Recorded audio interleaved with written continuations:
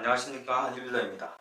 빛이 거의 존재하지 않는 심해에 사는 어류들은 시력이 퇴화되죠. 또 다른 예로는 텍사스 장림도롱뇽이라는 생명체가 있는데요. 빛이 들어오지 않는 동굴에서 생활을 하다 보니 앞을 볼 수가 없죠. 눈조차도 눈이 있었다는 흔적 남아있을 정도입니다. 빛이 존재하지 않으니 빛을 받아들일 수 있는 능력인 시력이 없어진 것이죠. 일생 동안 문제가 없는 환경에서 자란다면 문제를 해결할 수 있는 능력이 필요가 없겠죠. 결국에는 퇴화되고 말겠죠. 마치 빛이 존재하지 않는 깊은 동굴에서 깊은 심해에서 시력이 필요하지 않는 것처럼요. 우리는 모두 능력 있는 사람이 되고 싶어 하죠. 능력이 있어야 부든 명예든 획득하고 싶은 것을 얻을 수 있으니까요. 그런데 참 재밌는 것이 우리는 능력이 있는 사람은 되고 싶지만 문제는 마주하기 싫어합니다. 마치 시력은 갖고 싶지만 빛은 보기 싫어하는 것 같죠. 빛이 있어야 빛을 받아들일 수 있는 시력이 생겨나는 것이고 문제가 있어야 문제를 해결할 수 있는 능력이 생겨나는 것이죠. 그렇지만 우리는 문제는 원하지 않으면서 문제를 해결할 수 있는 능력만을 원하기 때문에 항상 문제를 해결할 수 있는 능력을 가질 수 없는 겁니다. 우리는 사소한 문제라도 좋으니까 문제를 적극적으로 찾아 나서는 자세가 필요합니다. 예를 들어서 저 같은 경우에는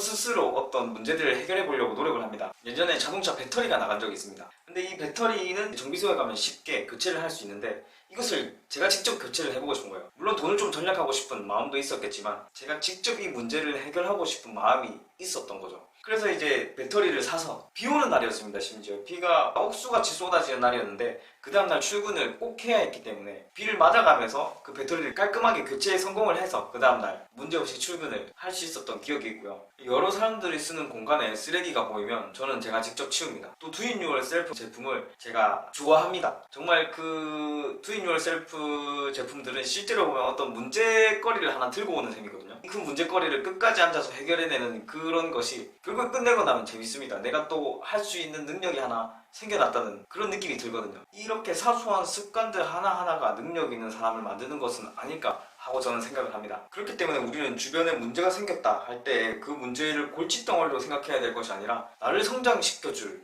어떤 좋은 기회, 계기라고 생각하는 마음가짐이 있어야 됩니다. 네, 오늘 여기까지 하도록 하겠습니다. 감사합니다.